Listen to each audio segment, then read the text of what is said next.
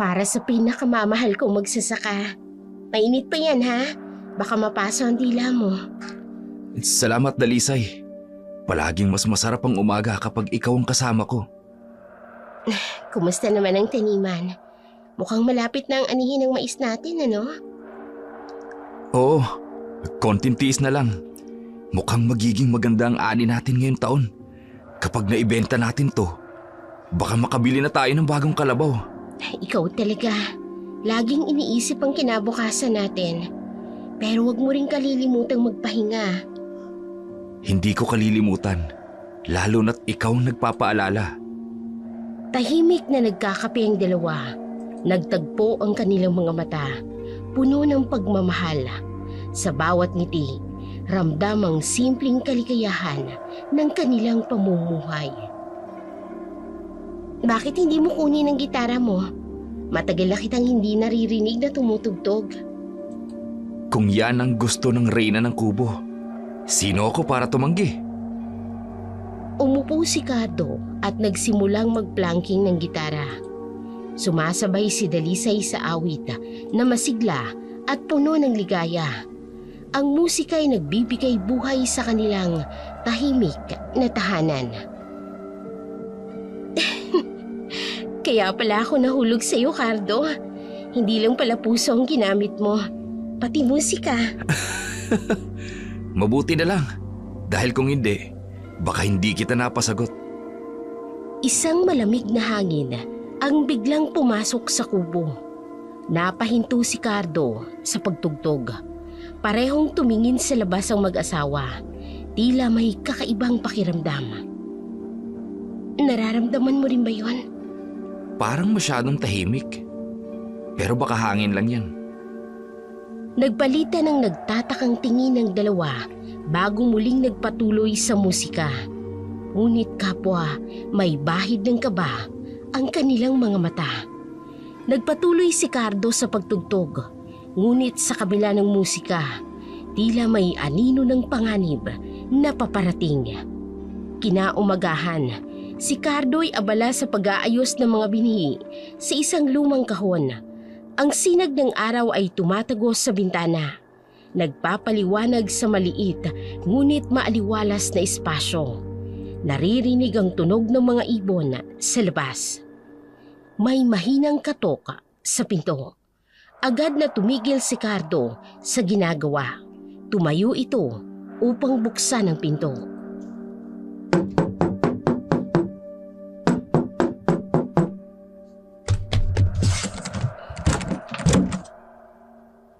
Mang Teban, anong kailangan niyo't naparito kayo? Magandang umaga, Cardo. Pasensya na at naistorbo ko kayo. Hindi po kayo istorbo, Mang Teban. Maupo ko kayo. Ano po may paglilingkod ko? Pawisan ho kayo ah. Mabuti pa't magpunas po muna kayo ng pawis sa noo nyo. Kasi hirap na talaga ang katawan kong magbungkal ng lupa. Sa totoo lang, hindi ko na alam kung paano ko matatapos ang taniman bago umulan.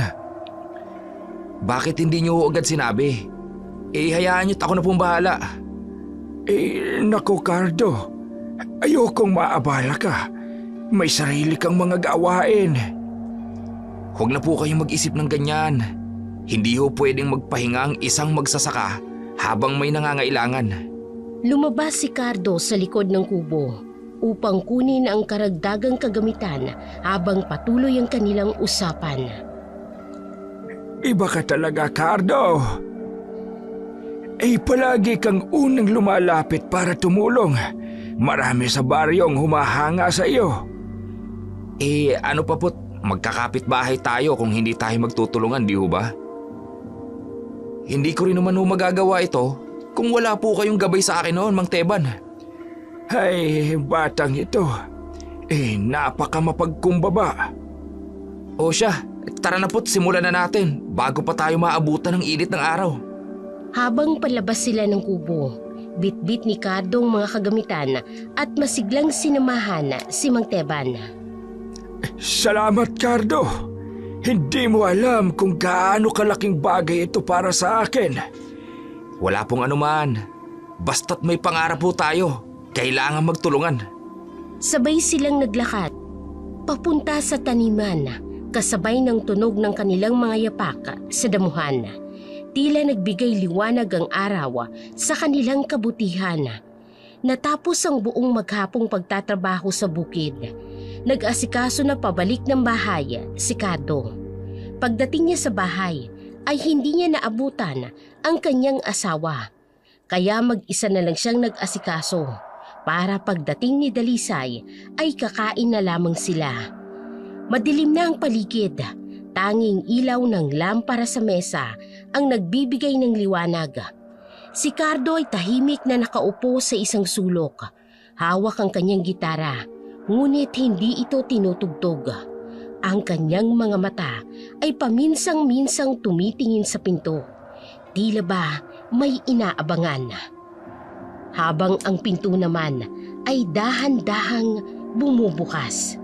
Kasabay ng malamig na simoy ng hangin, pumasok si Dalisay. Pagod at may dalang maliit na supot. Marahan niyang inilapag ito sa mesa. Umiwas sa tingin kay Cardo. Dalisay, gabi na. Saan ka nagaling? Ngunit umiwas ito ng tingin, abala sa pag-aayos ng kanyang dala. Sa kagubatan, nangolekta ng mga halamang gamot para kay Aling Celia. Malala na raw ang ubo niya eh. Sa ganitong oras? Hindi ba delikado? Wala yun. Sanay naman ako. Kailangan nating magtulungan, lalo na't walang ibang tutulong sa kanya. Habang tahimik si Cardo, mapapansin niya ang laylayan ng saya ni Dalisay na puno ng putik. Tila mula sa isang lugar na hindi karaniwang pinupuntahan para sa halamang gamot. Nagtama ang kanilang mga mata, ngunit hindi na siya nagtanong. Alagaan mo rin ang sarili mo, Dalisay. Oo. Habang nagmamasid si Cardo, mapapansin niyang tila hindi mapakali si Dalisay. Nakayuko ito, pilit na tinatapos ang ginagawa. Tahimik ang paligid, maliban sa tunog ng mahina niyang paghikbi. Si Dalisay ay mabilis na nagpunas ng luha. Gamit ang laylayan ng kanyang saya, pilit na itinatago ang kanyang nararamdaman. Bahagyang tumayo ito at tila nais magsalita, ngunit pinigilan ng sarili ni Kato. Dalisay. Sige na, patayin ko na ang lampara ha. Gabi na, dapat na tayo magpahinga. Dahan-dahang pinatay ni Dalisay ang lampara. Bumalik ang kubo sa kadiliman, habang si Kado ay nananatiling nakaupo, tahimik na nag-iisip. Si Dalisay naman ay humiga at hindi na nagsasalita. Sa dilim, maririnig ang mahinang buntong hininga ni Cardo. Ang tanong sa kanyang isip ay nananatili. Ano nga bang tunay na nangyari kay Dalisay sa gabi? Maya-maya pa, kapwa na nakatulog ang mag-asawa na magkatabi sa higaan. Kinabukasan, tahimik ang baryo sa malamig na umaga. Naririnig ang mga huni ng mga ibon at mahihinang bulong-bulungan ng mga tao sa paligid. Isang malaking itim na sasakyan ang huminto sa gitna ng kalsada. Agad na agaw pansin ito. Ay naku, ang laki naman ng sasakyan nila. Parang hindi bagay rito sa baryo, ade. Ay, tingnan nyo, oh. Tingnan mo ang suot nila. Mamahalin. Siguradong hindi sila taga rito. Ay, nako. Saan kaya ba ngayon ano? Bumaba mula sa sasakyan sina Sanya at Gomer.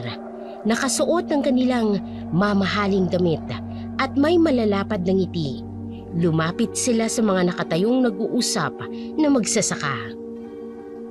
Magandang umaga. Napakaganda ng baryo ninyo. Ang hangin dito ay sariwang-sariwa. Ay, magandang umaga rin po. May kailangan po ba kayo?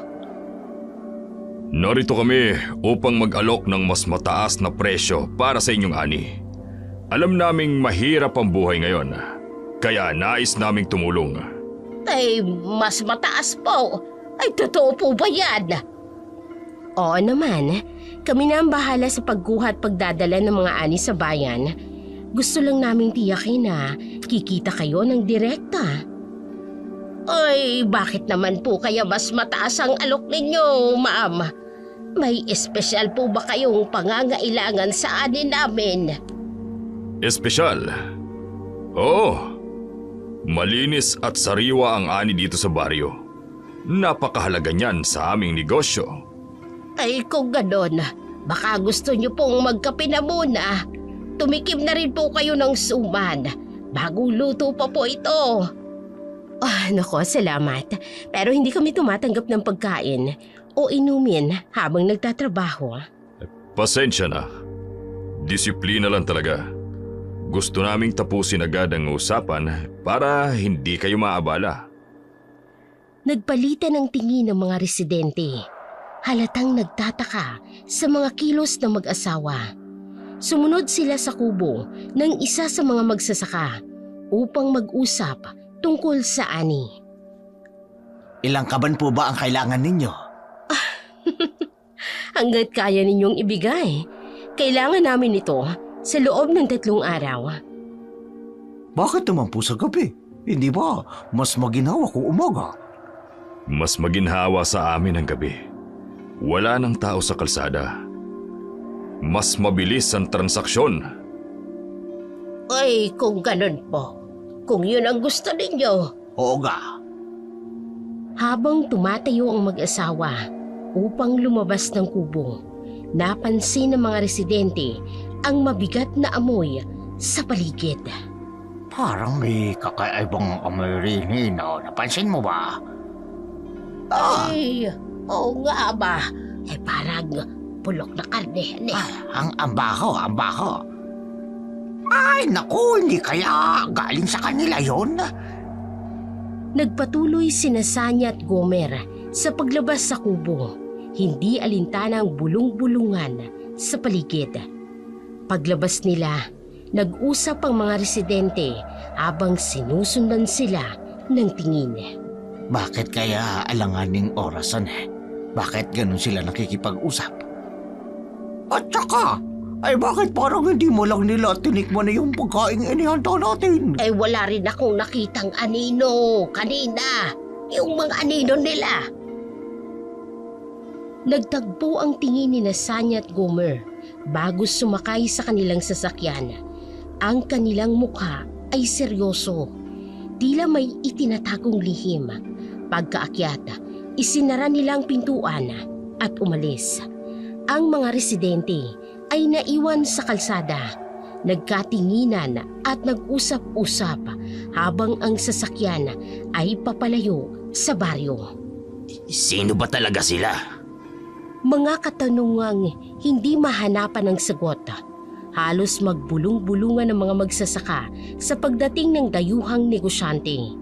Kinabukasan, nagbalik din ang mag-asawa upang kausapin ang mga residente sa sakahan. Kasama si Cardo, nakaupo sa paligid ng isang mahabang mesa. Ang mag-asawang Sanya at Gomer ay nasa dulo. Malinis ang kasuotan at puno ng tiwala sa sarili. Nais po naming magpasalamat sa inyong lahat sa pagtanggap ninyo sa amin ngayong araw. Ang layunin namin ay matulungan ang bawat isang magsasaka sa baryong ito. Gusto naming magtayo ng isang malaking bodega para sa inyong mga ani. Makatutulong ito para hindi na kayo magbiyahe ng malayo. At makatatanggap pa kayo ng mas mataas na presyo para sa inyong mga mais at palay. Magandang alok nila, hane. Pero parang masyadong maganda para maging totoo, di ba mga kababaryo? Oo nga. Kailangan nating malaman ang lahat ng detalye. Hindi pwedeng basta-basta pumayag. Alam naming mahirap ang buhay ngayon, kaya't kami na ang bahala sa logistics. Hindi na ninyo kailangang mag-alala sa pagbibenta. Ikaw, ano sa tingin mo? maganda ang alok ninyo. Pero anong kapalit? Ano ang hihingin nyo mula sa amin bukod sa ani? Wala. Tiwala lang. Kapag lumago na ang ani ninyo, lahat tayo ay makikinabang. Biglang nagdilim ang paligid. Naririnig ang malakas na kulog at kidlat na nagpatigil sa usapan.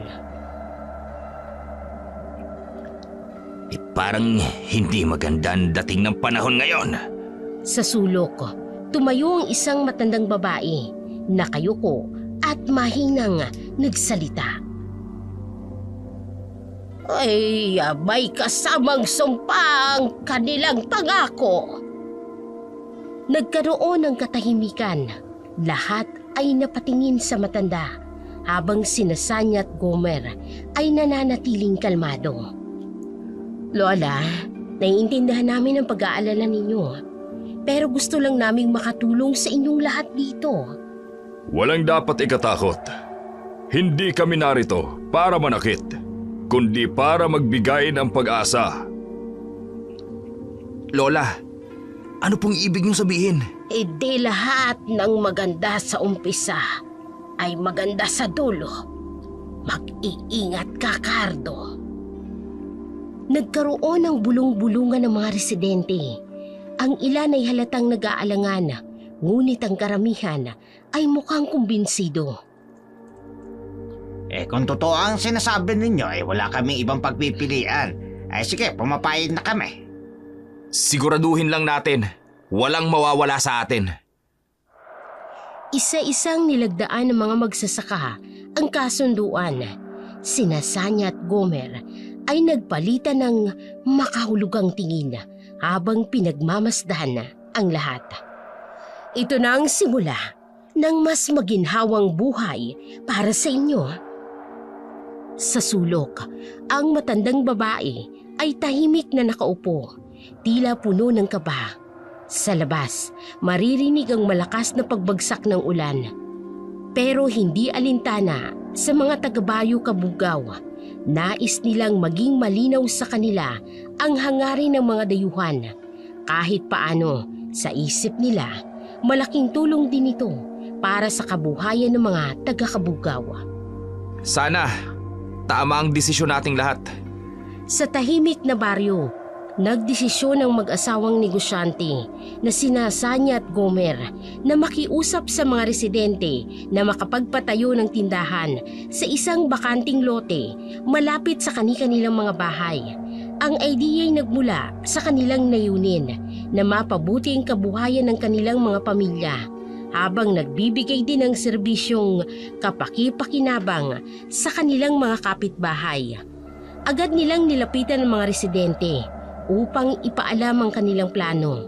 Sa isang maikli ngunit makabuluhang pagpupulong, ipinaliwanag ng mag-asawa ang magiging benepisyo ng tindahan na itatayo nila. Isang lugar kung saan madaling makakabili ng mga pangunahing pangangailangan katulad ng bigas, dilata at iba pang mga pagkain, pati na rin ang mga gamit sa bahay. Sa kabila ng kanilang kaba, mainit na tinanggap ng komunidad ang ideyang yon. Ang ilang residente pa nga ay voluntaryong nag-alok ng tulong sa pagpapatayo ng tindahan bilang tanda ng kanilang pagsuporta. Sa loob ng isang linggo, sama-sama nilang binuo ang tindahan.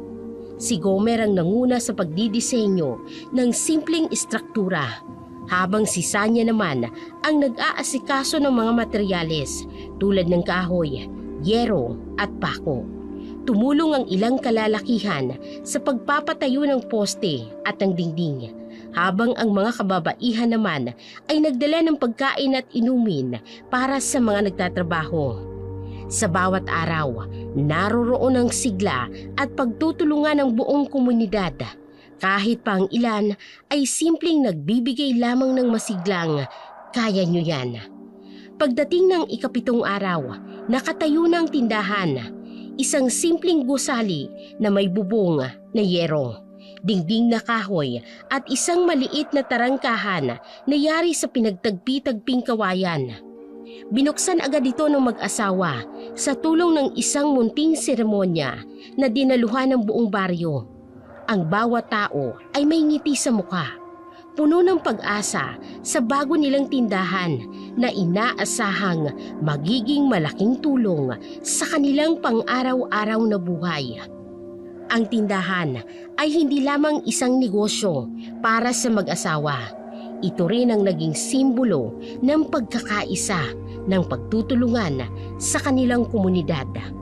Sa ilalim ng malamlam na ilaw ng poste, ang malamig na hangin sa gabi ay tila sumasabay sa kaba ng ilang residente, kasama na si Cardo.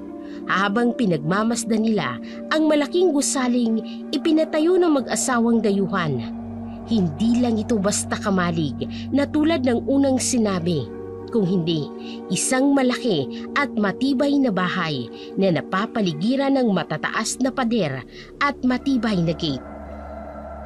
Habang nag-uusap-usap ang mga residente, narinig nilang tunog ng mabibigat na bagay na parabang nahuhulog mula sa loob ng gusali. Teka, napapansin niyo ba? Parang hindi yan gawain sa bodega. Oh, baka naman inventaryo lang ng mga sako. Siguro bago mga deliveries lang. Kung gayon, bakit ganito katahimik kapag araw, pero ganito kagulo tuwing gabi? Biglang may paparating na isang malaking sasakyan. Luma na ito, ngunit puno ng malalaking sako na tumutulo ang likido. Napansin ito ng grupo at halos lahat sila ay natigilan. Ano yan? Bakit parang may tumutulo? Cardo, tingnan mo. Ano ang laman yan? Hindi ko alam, pero hindi maganda ang kutob ko. Habang bumababa ang ilang tao mula sa sasakyan, nananatili silang tahimik. Mabilis at maingat ang kilos ng mga ito na parang ayaw mag-ingay. Maya-maya ay biglang namatay ang ilaw sa gusali. Nilamon ng dilim ang lugar. Bakit pinatay ang ilaw? Para hindi natin makita kung ano nangyayari. Sa dilim, ang kanilang mga bulong ay mistulang eko sa kanilang kaba, habang ang gusali sa malayo ay nagmimistulang anino ng isang masalimuot na misteryo. Sa pagbalik ng ilaw, makikita ang mga duguang sako na ibinababa mula sa sasakyan. Ang ilan ay may bakas ng likidong pumapatak sa lupa. Diyos ko! Dugo ba yan nakikita natin? Anong nagawa nila dyan? Bakit sila ganyan may dugo? Bakit? May itinatago sila at hindi ito maganda. Sa ilalim ng madilim na langit ay patuloy ang pagbuhos ng ulan. Ang grupo ay nananatiling tahimik. Ang bawat isa ay nakatuon ng tingin sa kakaibang tagpong nagaganap sa malayo. Ang luma ngunit punong-puno ng sakong sasakyan, ang pagbagsak ng mabibigat na bagay mula sa loob ng gusali, at ang biglaang pagkawala ng ilaw at naglaho, kasabay ng kanilang mga tanong. Sa gitna ng kanilang pag-iisip, naramdaman nilang malamig na dampi ng ulan na tila nagpapabigat sa hangin, habang ang tunog nito sa lupa ay nagsilbing musika ng tensyon at misteryo. Ang kanilang mga mata ay nahulog sa mga sako, malalaki, mabibigat at tumutulo ang likidong pumapatak sa lupa, humahalo sa ulan. Ang kabuuan ng eksena ay tila isang bangungot na hindi nila maipaliwanag. Sa bawat patak ng dugo mula sa mga sako, ang kanilang kaba ay lalong tumitindi. Walang sino man ang nagsasalita, ngunit ang kanilang mga tingin ay nagtatagpo sa parehong takot at pagdududa. Ang eksena ay nagtapos sa isang malapitang pagtuon ng mga duguang sako. Ang ulan ay patuloy pa rin sa pagbuhos. Unti-unting hinuhugasan ng lupa, mga bakas ng misteryo, habang ang kadiliman ng gabi ay tila sinasabayan ang pagtago ng lihim na bumabalot sa lugar.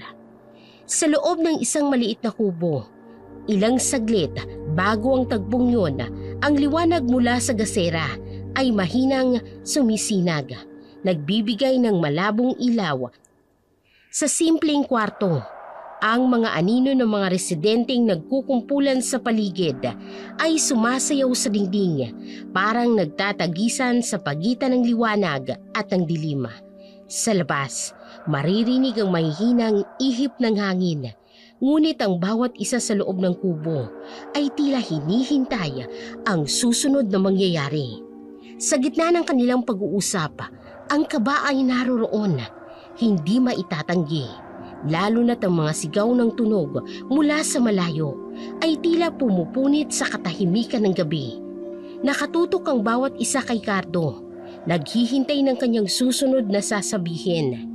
Ngunit si Cardo, nananatiling nakikiramdam sa kanyang mga mata, ay may lalim na parang iniisip ang bawat galaw na maaaring gawin.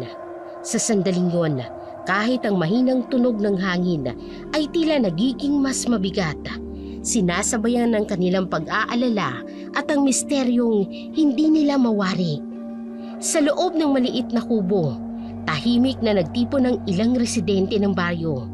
Ang mahinang liwanag mula sa gasera ay nagbibigay ng anino ng kanilang mga mukha, habang ang takot at kaba ay nagmumulto sa bawat sulok ng silid. Sa labas, ang ulan ay patuloy na bumabagsak, sumasabay sa kanilang mga buntong hininga. Isang linggo lang hindi ko nakikita ang aking si Tineg mula lang mawala siya. Kailan mo ba huling nakita, Berto? Naglalaro siya malapit sa bodega. Sinabi ko sa kanya na huwag magtagal. Pero dumating yung gabi, hindi na siya bumalik. Biglang tumigil ang tatlong residente sa kanilang pag-uusap at napatingin sa pintuan.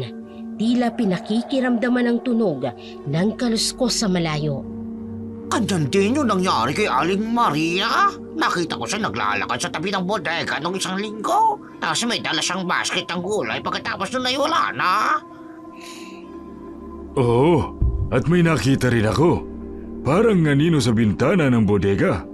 Malaki. Hindi normal ang hugis. Biglang may kumatok sa pinto. Ang lahat ay napatigil. Napatingin sila sa isa't isa. Nangingibabaw ang kaba sa kanilang mga mukha. Pasensya na at naantala ko kayo. May nakita akong kakaiba. Ano yun? Kanina, habang pauwi ako, may nakita akong truck na pumasok sa bodega. May mga taong nagbababa ng malalaking sako. Pero ang kakaiba, may tumutulo. Parang dugo. Ay, Diyos ko po! Nangyayari eh. Ay, hindi ako makatulog sa gabi. Palagi kong naririnig tuwing ating gabi parang may umiiyak eh. Ang aking si Tineg! Ang aking si Tineg! Biglang huminto ang hangin. Isang malamig na simoy ang pumasok sa loob ng kubo, kasabay ng biglang pagpatay ng gasera. Sa dilim, maririnig ang mahinang kaluskos mula sa labas. Narinig mo yun? Narinig niyo? Ha? O ako lang nakarinig? Sa labas, isang malakas na sigaw ang umalingaw-ngaw. Hindi normal na sigaw ng tao, parang halo ng iyak at ungol. May dapat tayong gawin. Hindi pwedeng patuloy na mawawala ang mga tao. Muling nagsindi ang gasera. Ang liwanag nito ay nagpakita ng takot sa mukha ng lahat. Sa labas, ang malamig na hangin ay tila nagdadala ng mas malalim na misteryo. Tingnan nyo! May ilaw sa bodega! Hindi normal yan. Hindi normal. Sa gabing walang bituin sa plaza ng baryo ay nabalot ng mabigat na katahimikan. Pinapailalim ang bawat isa sa bigat ng kanilang hinanakit at takot. Ang malamig na hangin ay tila nagdadala ng mga bulong ng pagkawala at misteryo. Samantalang ang ilaw mula sa mga gasera at kandila ng mga nagtitipong residente ay nagbibigay liwanag sa kanilang mga muka. Mababasa ang lungkot, ang galit at ang kawalang katiyakan. Sa gitna ng pulutong, nakaupo si Mang Berto at Aling Linda. Magkayakap, ang kanilang mga mata ay mapupula mula sa pag-iyak. Ang bawat patak ng luha ay sumasailalim sa lalim ng kanilang pangungulila sa nawawalang anak. Sa harap nila, isang matandang lalaki ang tumayo. Ang tinig nito ay basag ngunit matatag. Umaalingaw-ngaw sa bawat sulok ng plaza. Ang kanyang mga salita ay bumungad sa katahimikan. Nagsasalaysay ng mga pangyayari na tumapos sa kanilang dating katahimikang sa baryo. Ang mga kwento ng bawat residente ay sumasabay sa malamig na hangin. Mga naririnig na sigaw, mga aninong hindi maipaliwanag at mga presensyang ng isang kakaibang misteryo na bumabalot sa bodega sa dulo ng baryo. Ang bawat salaysay, ang takot at ang galit ay unti-unting lumalaganap. Tulad ng apoy ng kanilang kandila na gumagalaw sa bawat ihip ng hangin.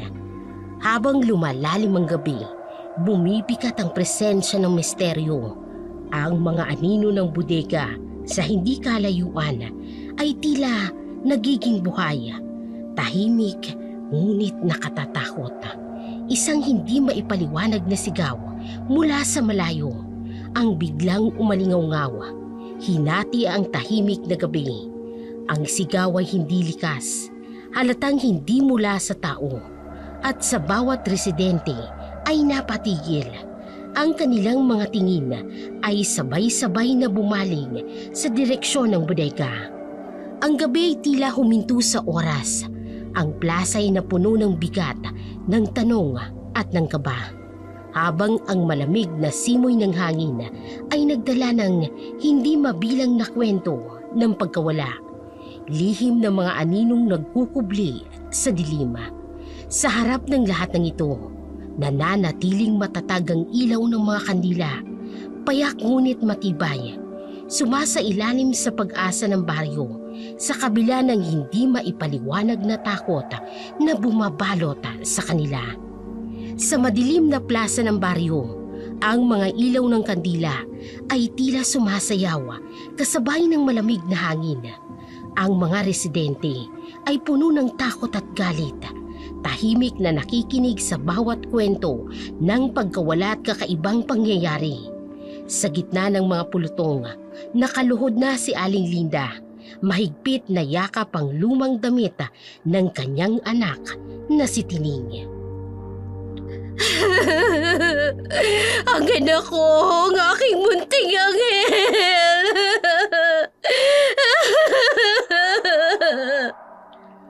Sa tabi niya, si Mang Berto ay halos hindi makapagsalita. Nanginginig ang boses sa hinagpis. Habang sinubukang ilahad ang sinapit ng kanyang apo. Walang awang ginawa nila sa apo ko. Wala nang nilamang loob at wala nang dugo ang aking apo. Habang ang mga kabataan ay nagkukumpulan, si Ramon, isang binatang nakasandal sa puno, ay sumiklab sa galit. Di pwedeng patayin lang natin ang galit natin. Dapat gumawa tayo ng aksyon. Tama! Mula sa isang sulok, si Mang Jose ay tahimik na nakikinig, ngunit hindi napigilang sumingit ng marinig ang bulong ng iba. Tuwing bagong buwan, Naririnig ko rin ang hagulhol. Hindi iyon tao. Hindi normal na ungol. Si Aling Rosa, nasa likuran ng mga pulutong, ay biglang nagturo sa kalangitan. Tignan ninyo! Lahat ng mata ay bumaling sa direksyon ng bodega. Sa itaas nito, isang aninong mabilis na lumipad. Ang anyo nito hindi maipaliwanag. May pakpak at isang tila buntot na parang ahas. Ang mga residente ay napaiktad sa takot. Habang ang liwanag ng buwan ay biglang natakpan ng nilalang na yon. Si Ben, tahimik na nakaupo sa gilid, ay hindi napigilang magsalita. Nanginginig ang kanyang boses. Ay, hindi ito normal na kasamaan. Si Kado, na tahimik at nakamasid sa gitna, ay tumayo. Ang kanyang boses ay matatag at puno ng determinasyon. May dapat tayong gawin. Hindi pwedeng maulit pa ito. Ang plaza ay muling nabalot ng katahimikan. Ang mga mata ng lahat ay nakatuon sa direksyon ng bodega, kung saan ang anino ng malaking gusali ay tila nangingisi sa ilalim ng kadiliman ng gabi.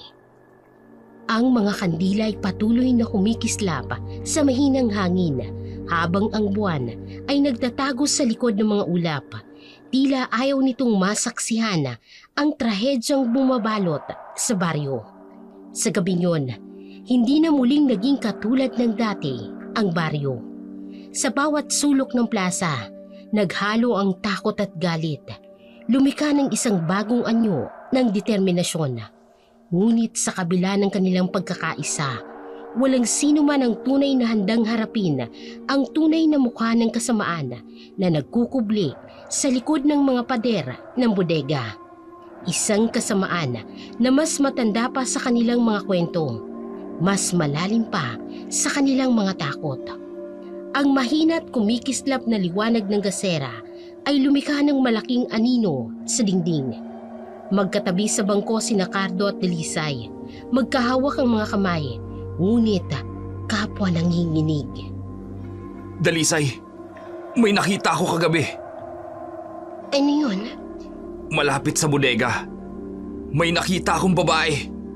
Si Sanya. Pero, hindi na siya tao. Ano? Anong ibig mo sabihin?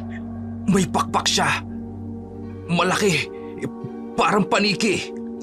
Nakasabit siya sa malaking puno. Parang hayop. Hindi normal ang mga mata niya.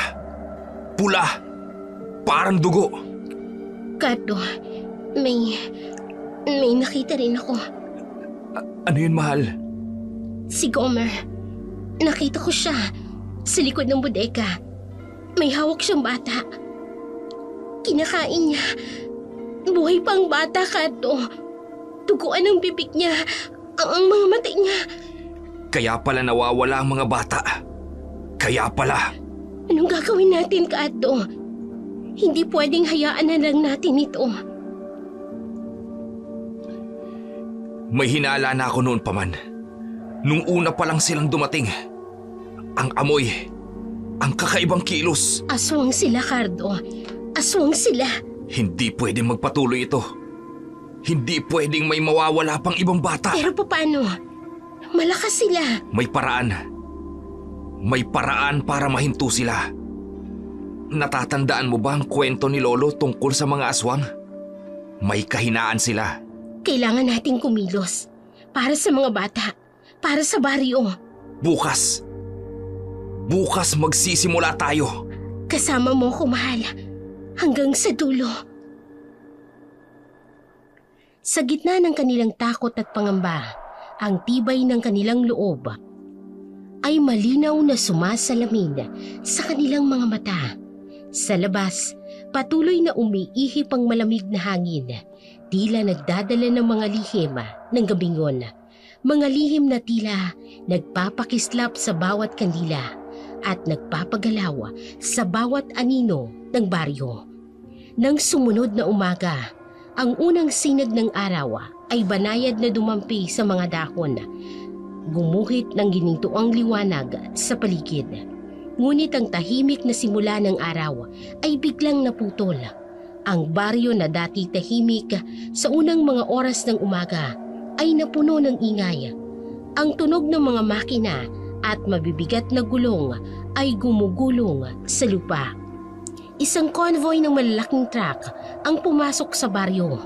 Ang kanilang mga tambutsoy nagbubuga ng maitim na usok. Sa bawat truck ay may nakasakay na mga manggagawa. Ang kanilang mga mukha'y seryoso habang nagbababa ng mga kagamitan na panggiba. Malalaking martilyo, malalaking bakal at iba't ibang kagamitan para sa konstruksyon. Ang kanilang presensya ay tila nagpapakilala ng isang bagong kabanata para sa baryo. Isang kabanatang puno ng kaba, galit at hindi maipaliwanag na pangamba. Ano ito? Anong nangyayari? Hoy! Anong ginagawa ninyo? Bakod ko yan! May permit kami. Kailangan naming palawakin ang bodega. Umalis na kayo rito. Dalisay, tingnan mo. Ito na nga ba yung sinasabi ko sa iyo kagabi? Nakita ko si Sanya. May hawak na mga papeles. Eh, saan kami pupunta? Dito na kami pinanganak! Hindi kami alis dito! Amin ang lupang ito! Mang Tasyo, wag na po kayo magpakahirap. Legal po ang aming ginagawa. Legal! Para naging legal ang pagnanakaw sa lupa! Cardo, tingnan mo ang mga mata nila. Pula, parang dugo. Mang Tasyo, isang gabi lang naman. Pag-usapan natin ito mamaya. Hindi ito normal. Parang may mas malalim na plano sila. Oo, at alam ko na kung ano.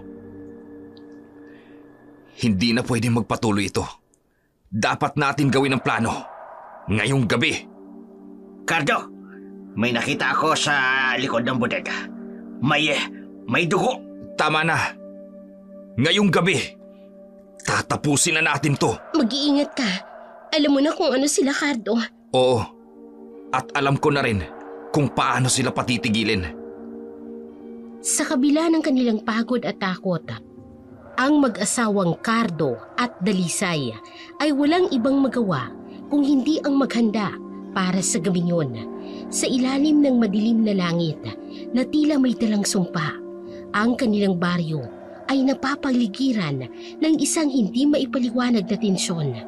Ang bawat kaluskos ng dahon, ang bawat ihip ng hangin ay parang babala.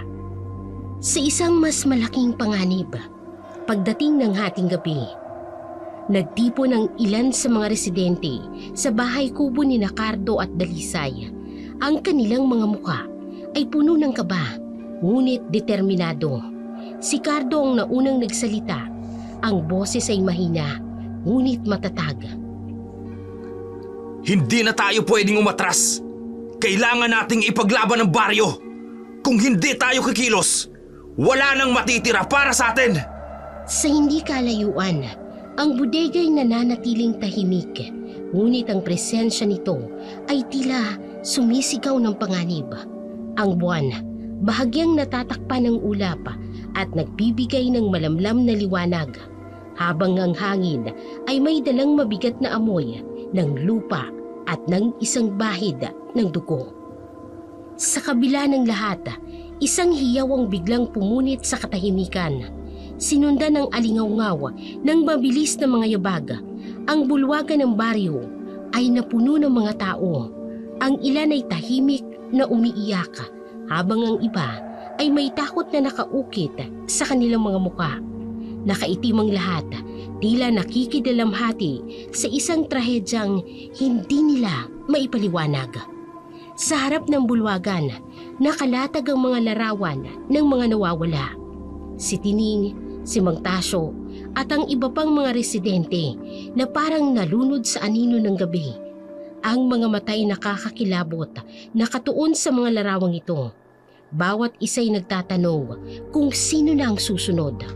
Sa gitna ng lahat, sina Cardo at Dalisay at Ben ay magkatabing nakaupo. Tahimik, ngunit puno ng determinasyon. Ang kanilang presensya ay nagbibigay ng kakaibang bigat sa bulwagan. Ang liwanag ng mga kandila ay sumasayaw sa hangin, nagpapalalim sa bawat anino sa paligid.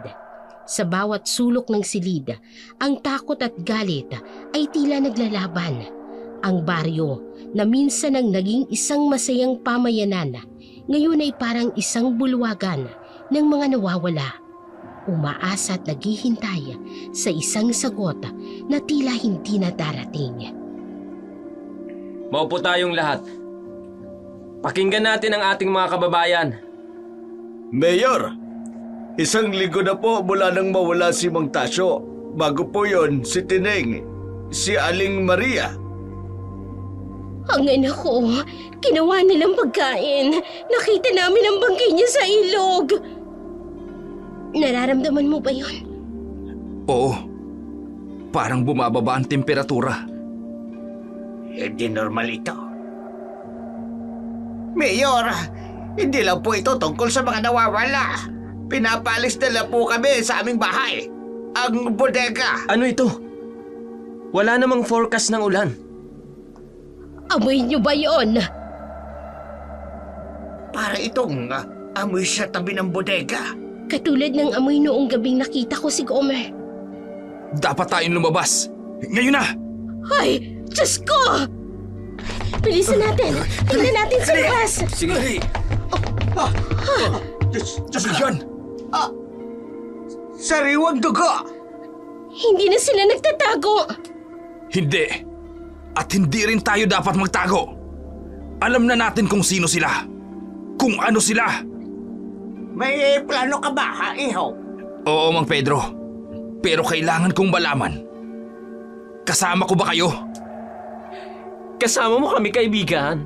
Wala na bang ibang sasama? Ako, Ako din! hindi tayo paalisin ng mga aswang na yan. Kasama ako. Sama-sama tayo! Ay, kami rin! Agree. Sasama rin kami! Isang mo ko. Sama kami. Ang umagay sumasalubong sa baryo nang may mas mabigat na katahimikan. Walang masayang awit ng mga ibon o kaluskos ng mga tao sa sakahan. Sa halip, ang ingay ng mga makina at tunog ng mga bakal na tumatama sa isa't isa ang pumuno sa hangin. Ang kaibahan ng araw na iyon ay halatang ramdam ng lahat. Parang ang mismong lupa ay napipilitang tanggapin ang kakaibang bigat ng presensya ng bagong estruktura. Sa kalayuan, nakatayo ang mga residente, tahimik na pinapanood ang mga nagaganap. Ang mga armadong bantay, matataas ang baril at malamig na hangin ay nakapwesto sa paligid ng bodega. Ang bawat tutok ng mga bagong tayong bakal na poste ay nakasabit ang mga buto. Hindi lamang ng mga hayop, kung hindi pati ng tao. Kumikislap sa ilalim ng mahina, ngunit malamlam na sinag ng araw. Ang presensya ng mga ito ay tila nagdadala ng panibagong antas ng takot sa mga tao at sa bawat nakamasid. Sa gitna ng plaza, nagtipon uli ang mga residente, hindi upang magdiwang, kung hindi upang mag-usap, magtanong at maghanap ng kasagutan. Ang kanilang mga bulong ay humahalo sa hangin, ngunit walang makapigil sa malamig na pagdampi ng takot sa kanilang mga dibdib. Si Matandang Sepo, ang albularyo ng baryo, ay tahimik na nanginginig habang ibinubulong ang kanyang mga dasal. Ang kanyang panginginig ay hindi mula sa lamig, kung hindi mula sa malalim na pakiramdam ng panganib na nararamdaman niya. Habang ang araw ay tila nagtatago pa rin sa likod ng makakapal na ulap. Nagmistulang nagpapaubaya ito sa dilim na patuloy na lumalapit. Ang bawat saglit na lumilipas ay nagdadala ng mas malalim na kaba. Ang baryo na minsang puno ng buhay at sigla ay naging tahimik na saksi sa paparating na trahedya. Ngunit sa kabila ng lahat, Ang mga residente ay hindi naghiwa-hiwalay. May takot pa rin. Ngunit ngayon ay may bagong lakas ng loob. Unti-unting nabubuo mula sa kanila ang pagkakaisa. Ay, grabing buto ito dito sa bakod, oh. Ay, mga buto ng patay para manatili ang kasamaan sa loob. Parang may mga selyo. Para hindi sila makalabas. Hindi, anak. Para hindi tayo makapasok. Mga kaibigan, makinig. Nais naming ipakita sa inyo ang legal na karapatan namin sa lupang ito. Nakita mo ba yun? May dugo. Tingnan ninyo. Mula pa noong 1800s, pag-aari na ng aming pamilya ang lupain ito. Kaya wala kayong karapatang... Paano kayo nabuhay mula nun? Mahaba-habang kwento yun, Kaado. Ngunit hindi yan ang mahalaga ngayon. Mahal, tingnan mo ang kanyang mga mata. Mga anak ng dilim. Lumalabas lang sa gabi. May problema ba, Lolo? Hayaan mo na siya. Hindi naman sila makakatagal dito. Ngayong gabi. Dapat natin gawin ngayong gabi. Handa na ang lahat! Habang unti-unting bumabalik sina Sanya at Gomer sa loob ng bodega, ang paligid ay tila huminto sa paghinga. Ang mga bakod na gawa sa matataas na bakal na pinapalamutian ng kumikislap na mga buto ay naging simbolo ng babala. Hindi lamang sa mga residente, kung hindi pati na rin sa mga aninong tila nagmamasid mula sa dilim. Ang buwan, kalahati lamang ang liwanag na nagbibigay ng malamlam na sinag sa baryo, sapat upang makita ang kakaibang lagim na bumabalot sa bawat sulok. Ngunit sa kabila ng lahat, sa mga mata ni Ricardo at Dalisay, pati na rin ni Ben, ang iba pang residente, may bagong sumisibol, isang matibay na determinasyon na wakasan ang takot na matagal nang bumabalot sa kanilang baryo. Ang kanilang mga tingin ay nagtagpo at sa simpleng pagtango ng bawat isa, alam nilang oras na upang kumilos. Hindi nagtagal, ang dating tahimik na simbahan ng baryo ay napuno ng mga bulong, yapak at ingay ng mga naghahandang magsasaka. Sa ilalim ng apoy na liwanag ng daang-daang kandila, nagniningning ang mga sandata na kanilang inihanda para sa laban. Ang mga itak na binindisyonan, sibat na may krus sa dulo at mga kwintas na bawang ay maingat na inaayos at pinapakinang habang ang bawat isa ay nagdarasal ng kanilang mga isipan. Ang mga anino ng mga residente ay naglalaro sa mga dingding ng simbahan, tila mga espiritong nagbabantay sa kanilang paglalakbay. Ang bawat galaw ay maingat, ang bawat salita ay mabigat. Alam nila na ang labanang ito ay higit pa sa pisikal na lakas. Ito ay laban ng paninindigan, laban sa kasamaan. Sa gitna ng lahat, si Ricardo ay tumayo sa unahan, hawak ang itak na ipinasa pa ng kanyang lolo. Alam natin kung anong kinakaharap natin. Wika niya, mababa ngunit puno ng tapang. Pero alam din natin kung para saan tayo lumalaban. Para sa ating mga anak.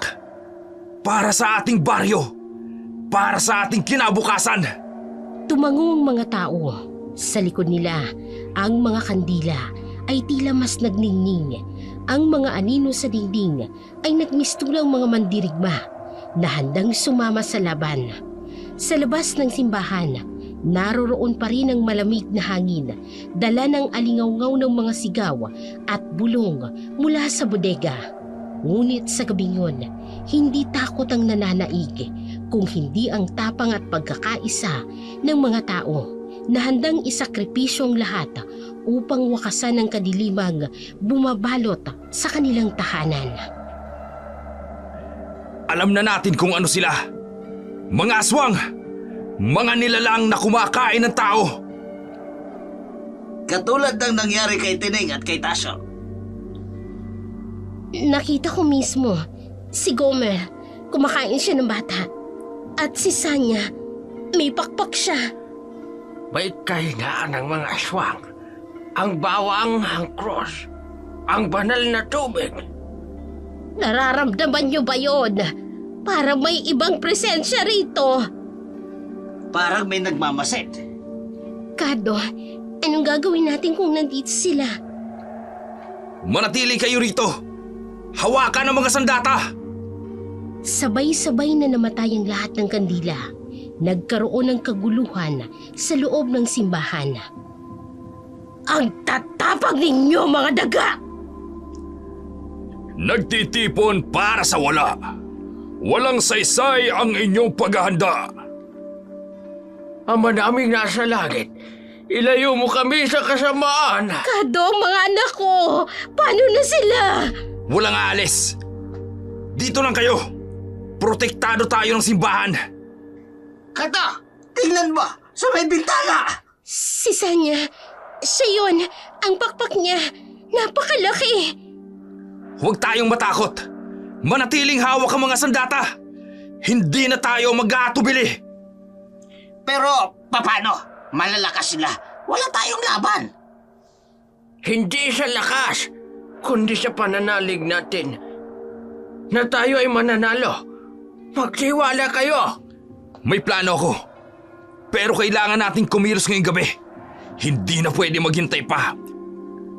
Bago pa may mawala ulit. Biglang bumukas ang pintuan ng simbahan. Isang malamig na hangin ang pumasok. Dalang amoy ng dugo at kamatayan. O mga anak, maghawak-hawak tayo. Dasal lang magiging sandata natin. Pananampalataya ang magliligtas sa atin. Ngayong gabi, tatapusin na natin to.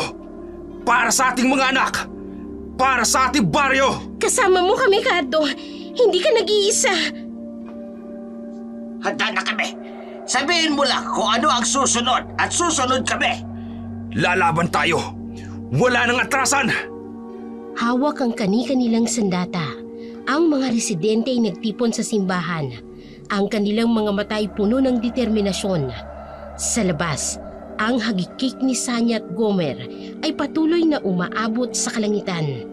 Ngunit sa kabila ng takot at pangamba, may isang bagong lakas na sumiklab sa mga mata ng bawat isa. Ang lakas ng pagkakaisa. Isang sigaw na hindi nila kayang itago. Isang tapang na sumabog mula sa kanilang mga puso laban sa kadiliman na matagal nang nanunuluyan sa kanilang baryo. Habang ang mga matang hindi malimutan ng takot na dulot ng mga nilalang na ito, ang bawat isa ay nagtataglay ng bagong pag-asa at bawat hakbang ay puno ng layunin. Ang kanilang mga sandata ay hindi lamang simbolo ng kanilang pagkilos, kung hindi pati na rin ang kanilang pananampalataya na hindi sila magpapatalo sa mga halimaw na naghahasik ng takot at kamatayan. Ngunit sa kabila ng kanilang lakas ng loob, ang baryo ay patuloy na naging saksi sa sunod-sunod na kamatayan. Tuwing sisikat ang araw, may bagong bangkay na natutuklasan. Minsan ay sa gilid ng ilog, minsan sa gitna ng palayan, at may mga pagkakataon pang nakasabit sa mga puno. Lahat ng mga bangkay ay may iisang bakas. Walang lamang loob, walang dugo, at may marka ng matatalas ng ngipin. Sa liig, ang mga ito ay patunay ng kasamaan. Ay patuloy na sumasagabal sa kanilang buhay at walang makapipigil hanggat hindi nila matutukoy ang pinagmulan ng kadilimang ito. Ngunit ang takot ay hindi nagtagumpay habang ang bawat araw ay nagdadala ng bagong paghihirap. Ang bawat gabi naman ay nagiging pagkakataon upang maghanda, magplano at magsanib puwersa. Sa kanilang mga mata, hindi lang ang paghihiganti ang naglalagablab, kung hindi ang pangako na hindi nila hahayaan na muling maghari ang dilim sa kanilang baryo. Cardo! Talisay! Buksan ninyo! Anong nangyayari? Ay, yung anak ni Minda, nakita sa bukid! Patay na! Saan? Saan nga ulit? 5 na sa linggong ito. 5 na. Katulad kay Tining. Walang lamang loob. Hindi na ito normal, Cardo. Parang laro na lang. Parang laro na lang sa kanilang buhay natin. Hindi na laro ito. Dapat na nating tapusin. Napakagandang umaga, hindi po ba? Ang sarap ng hangin. Napakasariwa. Tingnan mo sila. Para silang nasisiyahan. Natural. Dahil takot na takot ang mga tao. At mas nagiging malakas sila dahil sa takot. Pero paano natin sila lalabanan, Cardo? Hindi sila normal. May kahinaan sila. At alam ko kung paano natin sila mahahanap. Ano ang gagawin natin?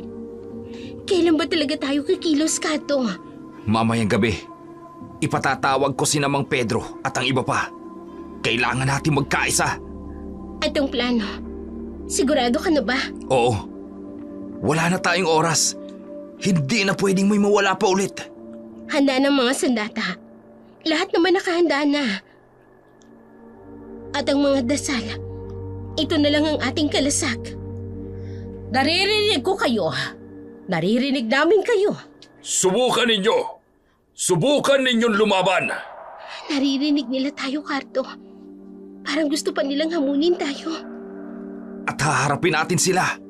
Hindi na tayo magtatago. Hindi na tayo magpapaliban. Bukas, matatapos ang lahat. Hindi kita iiwan, Cardo. Kasama mo ko hanggang tulo. Kasama mo kami at ang baryo. Hindi namin hahayaan na maghari ang dilim dito. Kailangan natin magkaisa. Ang ating tapang at ang pananampalataya ang magpapatibay sa atin. Bukas, tayong mananalo. Sa labas ng bahay ni Cardo, ang hagikgik ni Sanya at Gomer ay umaalingaw kasabay ng malamig na hangin na tila nagbabanta. Ang bawat tunog ay parang kutsilyong humihiwa sa tahimik na baryo. Ang kadiliman ng gabi ay tila lalo pang bumibigat. Ngunit sa puso ng mga residente, may unti-unting sumisibol na tapang. Isang tapang na dulot ng pagkakaisa at pananalig na hindi nila hahayaang magpatuloy ang lagima sa kanilang bayan. Sa kalangitan, isang malaking anino ang dumaan, mabilis at tahimik. Habang ang hagulgol nito ay umaabot hanggang sa pinakamalalim na bahagi ng gabi. Ang bawat residente ay napatigil sa kanilang ginagawa.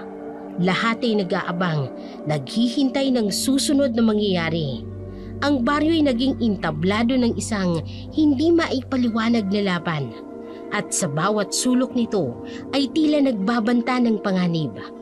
Sa gitna ng takot at kaguluhan, isang mahabang itim na sasakyan ang biglang dumating sa baryo.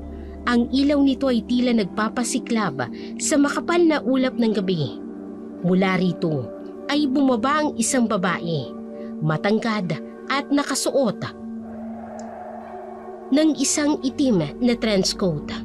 Si Donna, isang investigador mula sa NBI. Ang kanyang presensya ay nagdala ng bagong misteryo sa bayang nalukob sa dilim. Ang kanyang mga mata ay matalas. Ang kanyang kilos ay nagpapakita ng kakaibang lakas ng loob. Parang alam niya na ang kanyang pagdating ay hudyat ng bagong yugto sa kwento ng baryo. Sa loob ng barangay hall, si Donna, tahimik na inaayos ang kanyang kwarto.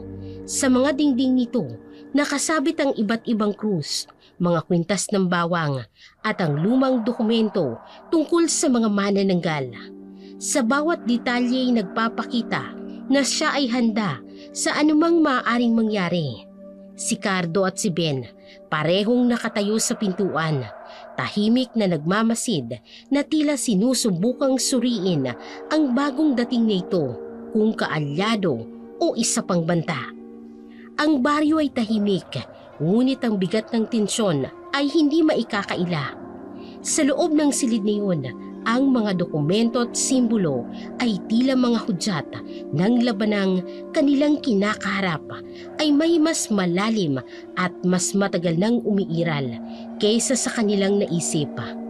Ang baryo na minsan naging isang simpleng pamayanan ngayon ay sentro ng isang labanang puno ng dilim, ng lihim at ng determinasyon.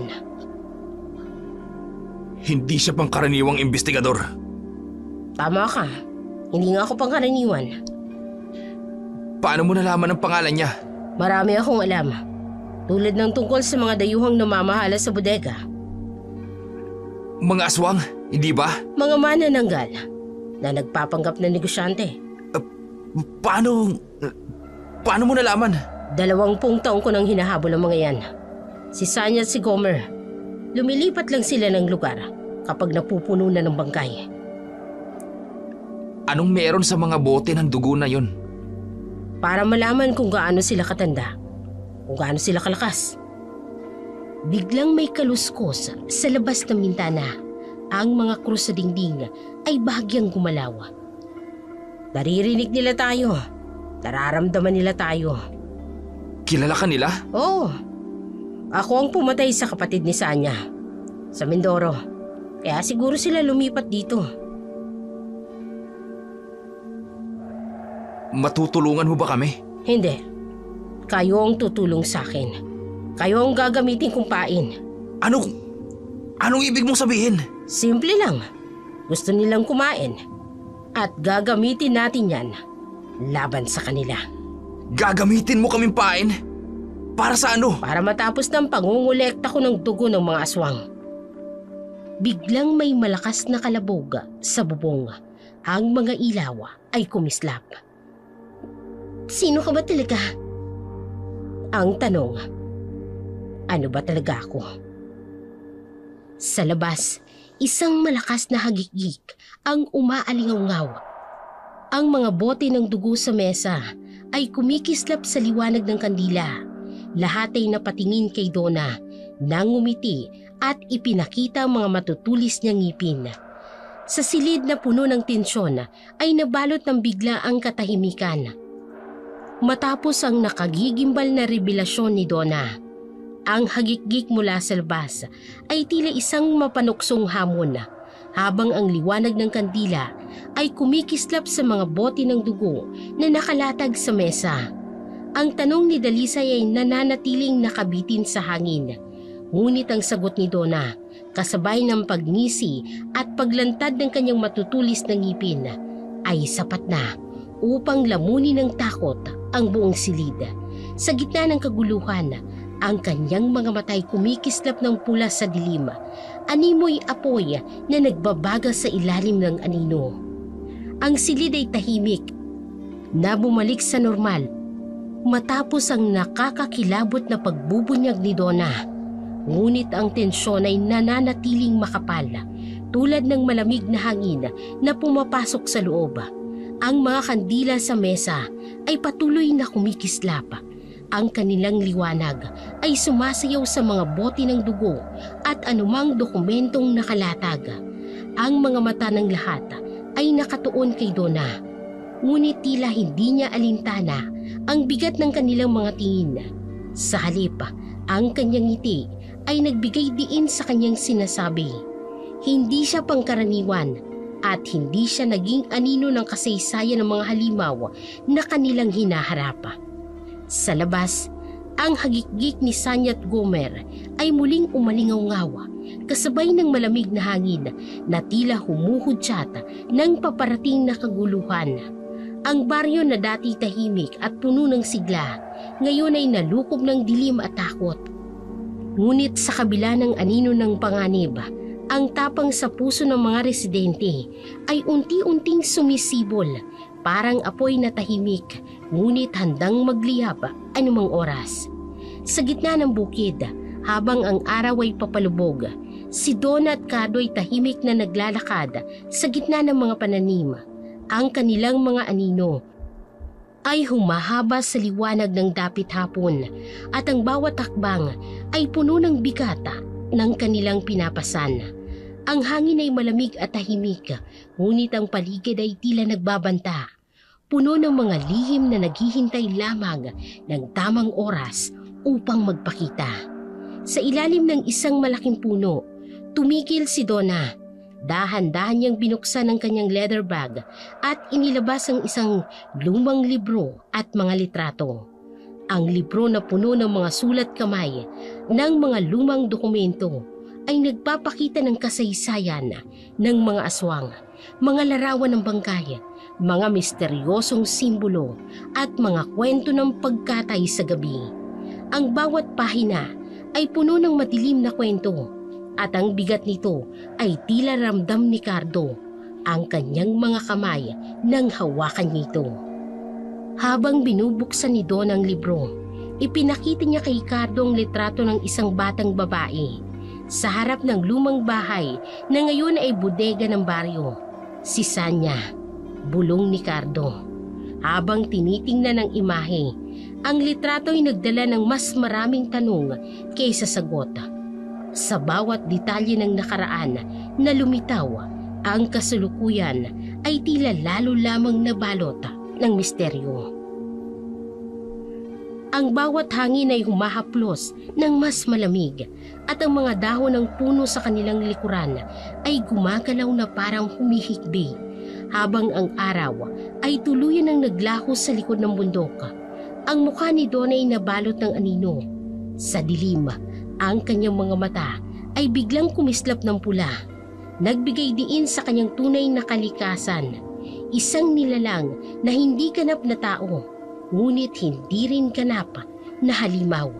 Sa ilalim ng kadiliman ng gabi, ang baryo ay naghahanda para sa labanang magpapasya sa kanilang kapalaran. Tingnan mo ito, Cardo. Cebu, 1985. 150 taong nawala. Katulad ng kay Tining. Pagkatapos, sa Davao, 1995. 200. Sa Samar, 2005. 300. At ngayon, dito sa amin. Hindi sila ordinaryong aswang, Cardo. Sila ang angka ng dugo. Sila unang pamilya ng mga manananggal na nagpapanggap ng mga negosyante. Tulad ng bodega. Para may dahilan sila para manatili. Para may paraan para makakuha ng pagkain. Ang mga bata. Ang mga nawawala. Pagkain lang para sa kanila. Pero may mas malaking plano sila. Anong ibig mong sabihin? Hindi lang sila kumakain para mabuhay. Kumakain sila para lumakas. Bawat biktima, bawat dugong sinisip-sip, magpapalakas sa kanila. At ang bodega? Pugad. Lugar kung saan sila makakapanganak ng mga bagong aswang. Kaya kailangan kong pigilin sila. Kailangan nating patigilin. Kailangan ko ang tulong mo. Napakagaling mo rin, mangusisa, Donna. Katulad ng dati, noong pinatay mo ang kapatid ko. Handa ka na ba? Alam mo na ang katotohanan. Anong kailangan kong gawin? Tuturuan kitang pumatay ng aswang.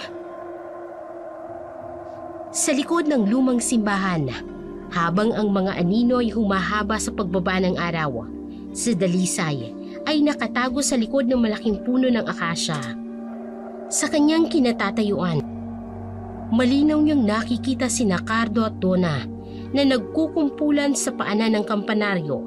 Ang ulo'y nakayuko sa ibabaw at nakalatag ang mga lumang dokumento.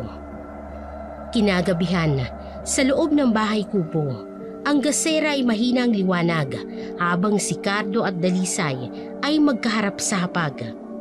Ang kanilang mga anino ay sumasayaw sa kawayan na dingding habang sa labas, ang hanging dumadaan ay may dalang amoy ng dugo at takot. Kailangan mong malaman ng lahat, Dalisay. Ang mga aswang na ito, mas matanda pa sa ating bayan.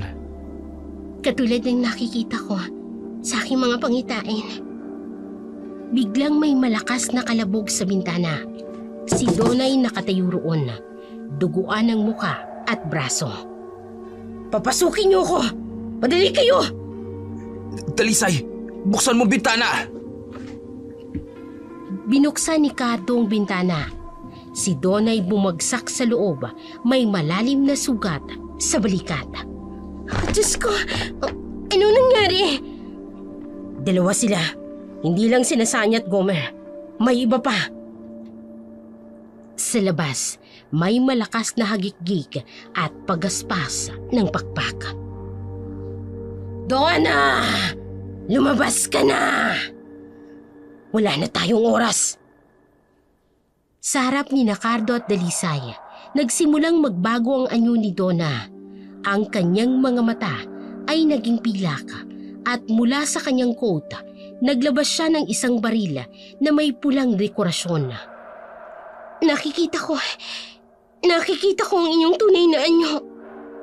Tama, hindi ako ordinaryong investigador. Ako, si Donna Elena de la Cruz, mangangaso ng mga halimaw. Katulad ng mga aswang?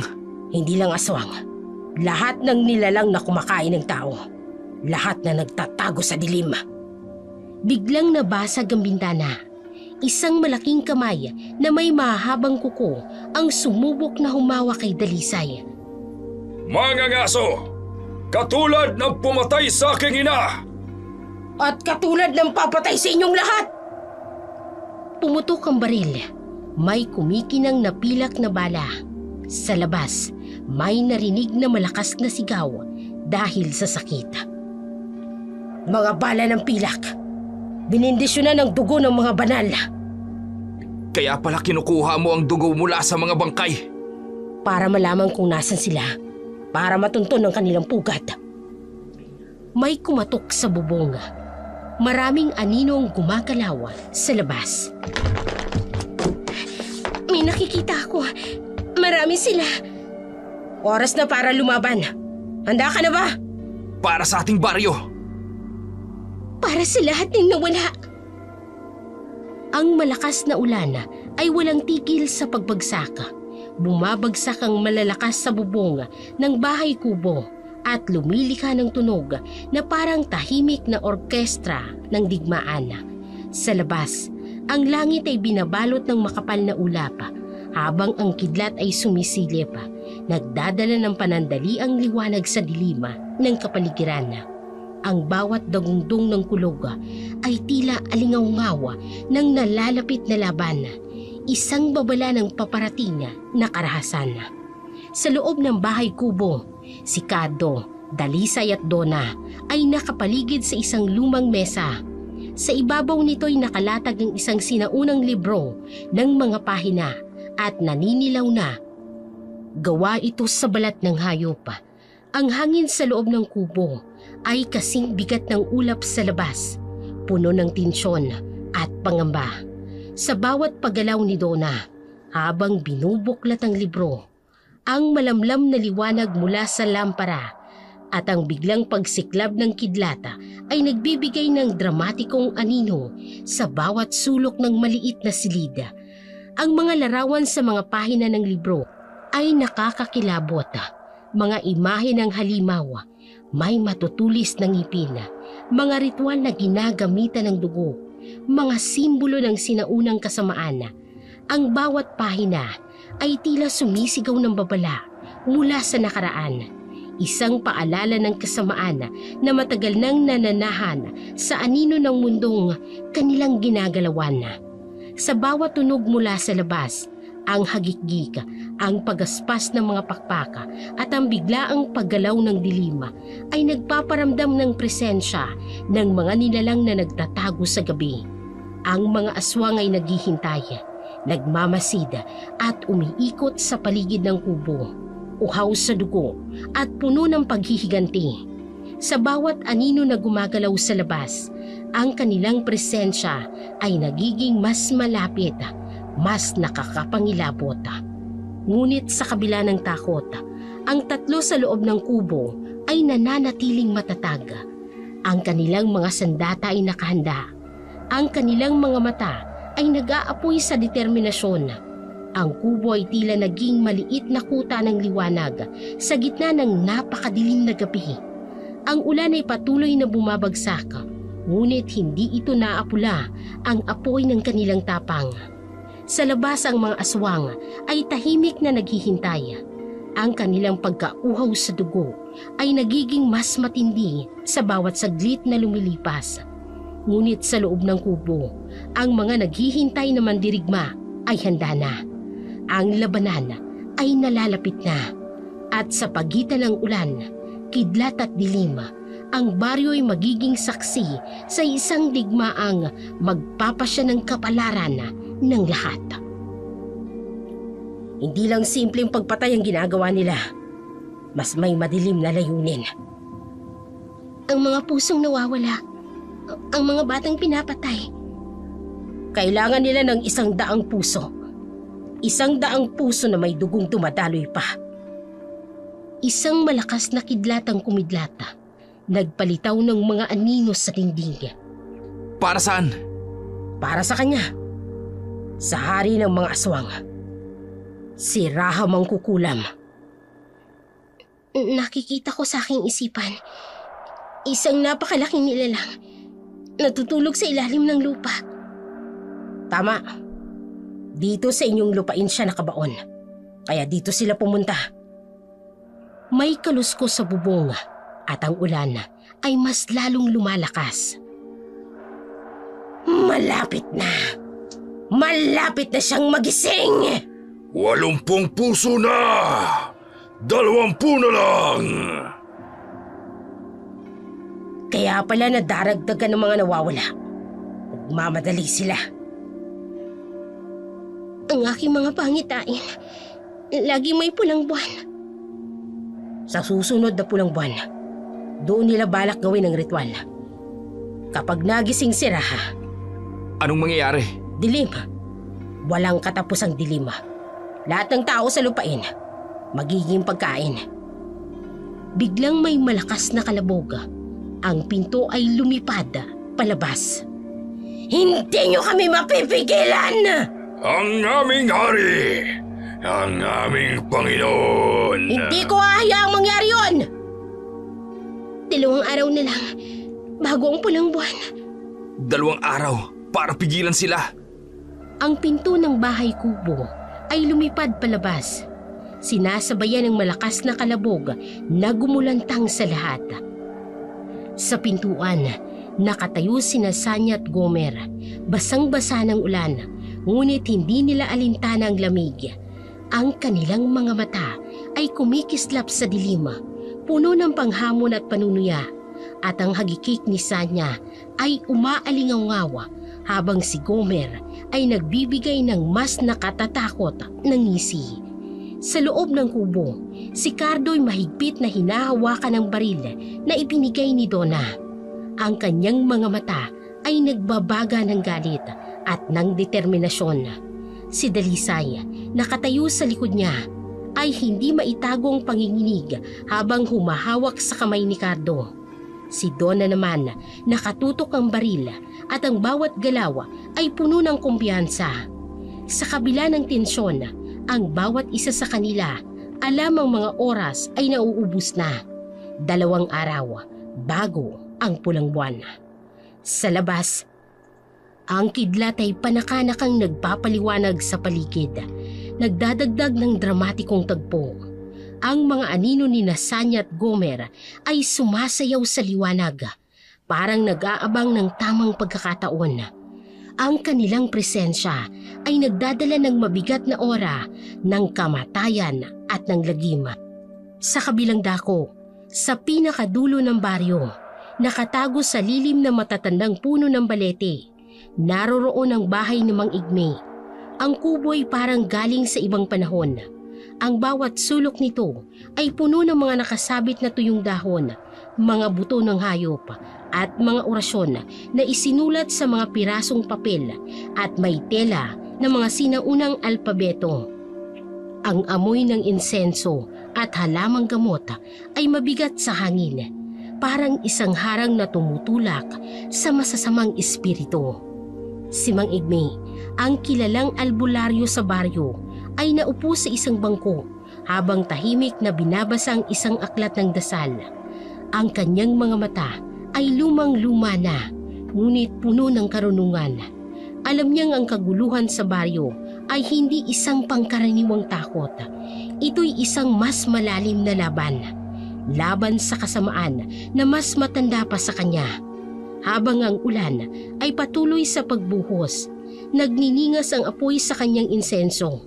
Parang isang paalala na ang liwanag ay kayang lumaban sa kahit na anong dilim. Matagal ko nang hinihintay ang inyong pagdating. Kilala niyo po kami? Nakita kita sa aking panaginip. Ikaw ang tagakita at kayo ang mangangaso at ang magsasaka.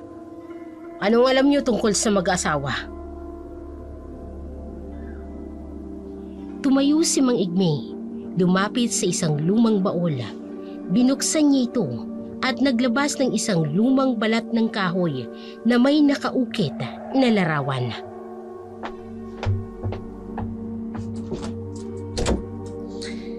Hindi lang sila ordinaryong aswang. Punong manananggal ang mga pinuno ng kanilang lahi. Ang kanilang dugo may lakas ng 100 karaniwang aswang. Kaya pala hindi sila natatakot sa mga ordinaryong pananggalang. Tama. Ang ordinaryong bawang, krus, wala yan sa kanila. Binuklat ni Mang Igme ang isang lumang libro at kinuha ang isang tuyong dahon mula rito. Pero may paraan. May mga sinaunang orasyon. Inilabas niya ang isang kahon. Sa loob ay may mga espesyal na talibong na may mga ukit. Iba ang bakal na to Para sa tagakita, proteksyon mula sa kanilang mga mata. Paano naman sila matatalo?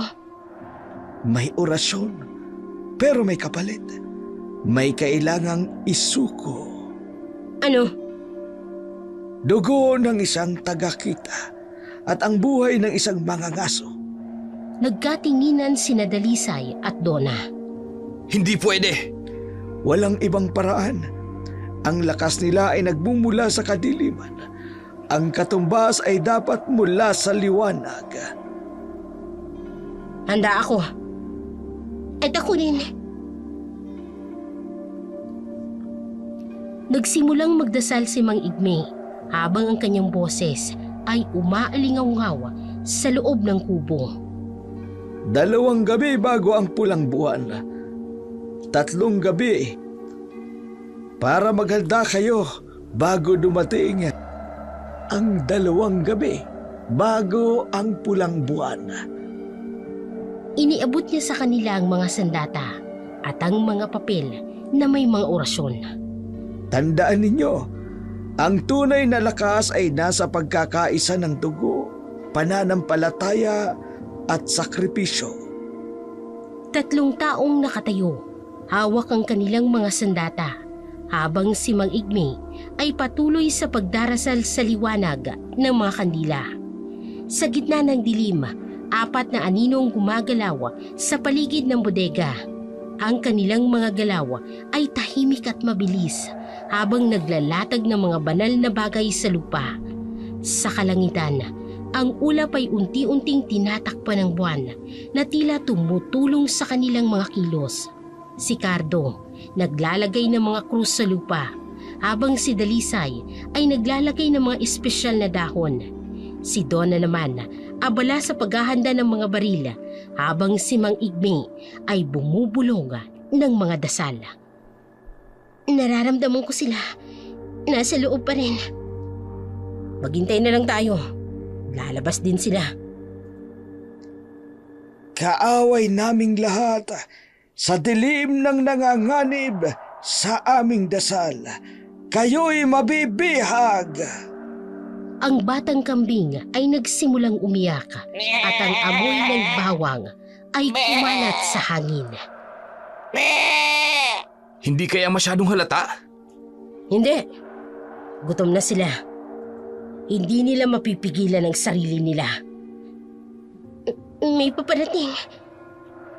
Sa bubong ng bodega, may kumislap na mga mata sa dilim. Sa ngalan ng may kapal, sa pwersa ng kabanalan. Ang bango! Ang sarap! Kambing lang ba talaga yan? Lumakas ang hangin at ang mga dahon ay nagsimulang gumalaw. Huwag kayong gagalaw. May iba pa. May kasama sila. Manatili sa inyong mga pwesto. Ang bilog ay hindi dapat masira. Biglang lumitaw si Sanya sa ere. Ang kanyang mga pakpak ay kumikislap sa dilim. Akala ninyo, hindi namin malalaman. Ang mga dasal ninyo, ang mga bitag ninyo. Ngayon na! Sabay-sabay silang kumilos. Si Cardoy nagsindi ng apoy sa paligid. Si Dalisay ay nagsimulang magbasa ng orasyon habang si Donna ay nagpaputok ng baril. Sa ngalan ng ating mga ninuno! Sa gabi, tahimik na tahimik. Walang hanging dumadaan, walang tunog ng mga kuliglig. Sa likod ng mga puno, kung saan nakatago si Cardo, Dalisay, Donna at Mang Igmi, ang kanilang mga hininga ay nanginginig sa tensyon. Habang pinapanood ang eksena sa harap nila. Nakikita ko ang nangyayari sa kanila. Anong nakikita mo? Ang kanyang balat, parang... Sa harap nila, nagsimulang magbago si Sanya. Una, ang kanyang mga daliri ay humaba. Naging malalaking kuko na parang mga talim. Ang kanyang balat ay unti-unting nagkakasugat-sugat. Bumuka sa gitna ng kanyang likod.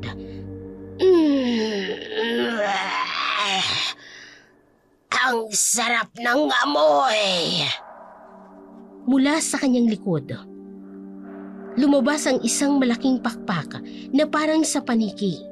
Ang kanyang muka ay unti-unting humaba. Ang mga matay naging pula. Ang bibig ay napuno ng matutulis na ngipin. Huwag kayong kakalaw! Huwag kayong kakalaw! Hindi pa. Ang transformasyon ay kumpleto. Si Sanya ay hindi na tao. Isang napakalaking nilalang na may duguan at baliw na mga mata.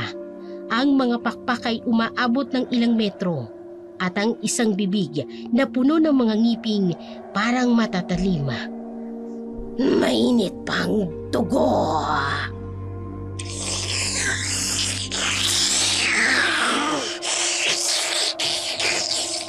Biglang sinunggaban niya ang kambing. Ang sigaw ng hayop ay naputol ng mabilis, kasabay ang tunog ng laman, ng buto, at ng pagkadurog-durog nito. Diyos ko! Ganito niya pinatay si Tining. Habang kumakain si Sanya, ang dugo ay tumutulo sa kanyang bibig. Ang kanyang dilay humahaba para dilaan ang bawat patak. Tingnan niyo kung gaano siya kalakas. Kaya pala walang nakatatagal sa kanila. Biglang tumigil si Sanya sa pagkain. Itinaas niya ang kanyang ulo. Sininghot ang hangin. May amoy. May amoy ng tao. Nanginginig sa takot habang ang halimaw sa harap nila ay unti-unting lumilingon sa kanilang direksyon at ang mga matang pula ay kumikislap sa dilim. Sa kanilang pinagtataguan, ang cellphone ni Donna ay nakataas. Ang lens nito ay nakatutok kay Sanya at ang blue light sa screen ay mahina ngunit sapat para magbigay ng malamig na liwanag sa kanilang mga mukha. Si Donna, Nanginginig habang kinukunan ng video ang halimaw. Biglang may malakas na kalabog mula sa itaas ng bodega. May isa pa. Sa bubong, nakatayo si Gomer. Sa kanyang mga braso ay may hawak na isang bangkay. Isang batang lalaki, duguan at wala ng buhay. Si Junior! Ang anak ni Minda! Ang sarap ng mga bata. Ang tamis ng kanilang mga dugo. Biglang bumuka ang likod ni Gomer. Lumabas ang malalaking pakpak na itim. Tatakbo tayo. Pagbilang ko ng 3. Hindi tayo aabot.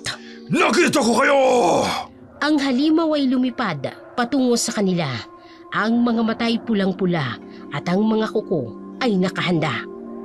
2! Kado! Mga daga! Pagkain! 1! Takbo! Sabay-sabay silang tumakbo sa iba't ibang direksyon. Si Gomer ay humabol kay Cardo at Dalisay. Huwag silang hayaang makatakas! Ang kanilang mga yapak ay mabilis sa lupa. Ang kanilang mga hininga ay mabigat sa takot. Sa likod nila, mga halimaw na lumilikha ng ingay na hindi makataong hagalpak. Masarap ang dugo ng mga taga-kita! Maghiwalay kayo! Maghiwalay kayo! Habang ang dalawang halimaw ay lumilipad sa kalangitan, ang kanilang mga hagalpak ay umaalos sa buong baryo. Makalipas ang ilang sandali, sa bahay, sa maliit na mesa, ang cellphone ni Donna ay nakapatong. Ang mahinang liwanag nito ang tanging nagbibigay ilaw sa kanilang mga muka. Ang mga anino sa dingding ay sumasayaw habang pinapanood nila ang nakatatakot na video. Ang video ay nagpapakita ng loob ng bodega. Sa gitna, may malaking altar na pula sa dugo. Tingnan ninyo, bawat puso may kandila. Hindi kandila. Taba ng tao.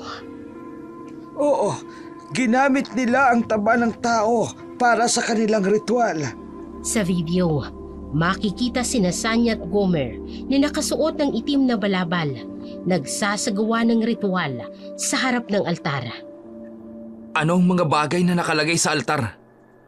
Sandali, isusum ko ang video. Mga puso. 80 puso na.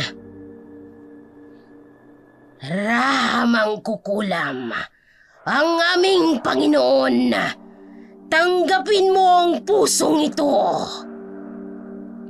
Makikita sa video kung paano nila inilagay ang bawat puso sa altar. Bawat isa ay may nakasinding kandila. May nakikita ko sa likod ng altar, mga mukha. Ang mga kaluluwa ng kanilang mga biktima hindi makaalis. 20 puso na lang! 20 para sa ating hari! Biglang naputol ang video sa eksena kung saan kumakain na sila ng mga puso. Kaya pala walang lamang loob ang mga bangkay. Hindi lang pagkain. Kailangan nila mga puso. May buhay para sa ritual. At kung makumpleto nila, Gigising ang raha nila at ang buong bayan ay magiging pugad ng mga aswang. biglang may kumatok sa bintana. Lahat sila ay natigilan. Napakagandang video. Gusto niyo maging parte ng susunod naming ritual? Ang kanilang mga mata ay nagkatinginan, puno ng takot at determinasyon. Hindi na sila titigil. Hindi. Pero hindi rin tayo titigil. Ang gabi ay mapayapa sa simula hanggang sa pumutok ang katahimikan sa mga sigaw at hagulgol mula sa iba't ibang sulok ng baryo. Sa kalangitan, ang buwan ay natatakpan ng mga anino ng lumilipad na mga nilalang. Ang kanilang mga pakpak ay lumilika ng tunog na parang libong paniki. Si Donna. Katatapos lamang tawagan ng NBI nang marinig nila ang unang sigaw. Di na sila aabot. Kailangan nating lumaban. Nagsisimula na sila. Biglang may grupo ng mga magsasaka ang tumakbo papunta sa plaza. May dalang mga itak at sibat. Karda! Karda! Nasa norte sila! Marami sila! Maganda kayo! Gawin ang bilog! Sa kalangitan ay napuno ng mga manananggal. 20, 30 at dumadami pa. Kunin ang kanilang mga puso! May nakikita ko. May kumikilos sa likod ng mga bahay. Biglang nagsimulang lumusob ang mga manananggal. Ang hangin ay napuno ng mga sigaw at tunog ng baril ni Donna. Sa ngalan ng ating mga ninuno! Sa kaliwa! Sa kaliwa! Sige, sa kaliwa! Isang manananggal ang sumubok sumalakay kay Ben, ngunit tinamaan ito ng sibat ni Kato. Mga insekto! Pagkain lang kayo! Kato! Ang banal na tubig! Si Kado ay nagbuhos ng banal na tubig sa paligid nila. Lumikha ng bilog na proteksyon. Hindi sila makakapasok dito. Pero ang mga manananggal ay patuloy na lumalabas, dumadami. Ang mga magsasaka ay lumalaban gamit ang kanilang mga sanctified na sandata. Nasaan ang tulong? Nasaan ang tulong? Patuloy lang! Huwag kayong susuko! Sa kalangitan, ang buwan ay natatakpan pa rin ng mga pakpak ng mga halimaw, habang sa lupa, ang mga magsasaka ay patuloy na lumalaban para sa kanilang bayan. Para sa ating baryo! Para sa baryo! Para sa baryo! Ang gabi ay napuno ng sigaw ng laban, habang ang mga manananggal ay patuloy na lumiligid sa kanila tulad ng mga uwak na naghihintay ng kanilang pagkakataon. Ang unang sinag ng bukang liwayway, ang dating madilim na baryo, ay naliliwanagan ng nagliliyab na bodega. Ang usok na itim may kasamang amoy ng nasusunog na karne at kasamaan. Sa harap nito, nakatali sina Sanya at Gomer sa 2 poste, napapaligiran ng mga krus at orasyon. Sa harap ng nagliliyab na bodega, lahat ay may mga sugat at pasa mula sa labanan. Si Donna, nakatayo sa harap ng mag-asawa, hawak ang kanyang baril. Hindi nyo kami mapipigilan. Darating pa rin sila. Hindi na. Tapos na ang ritual ninyo. Ay, sa ngalan ng ating mga ninuno, hari ng mga hari, ibalik sa kadiliman ang mga nilalang na ito.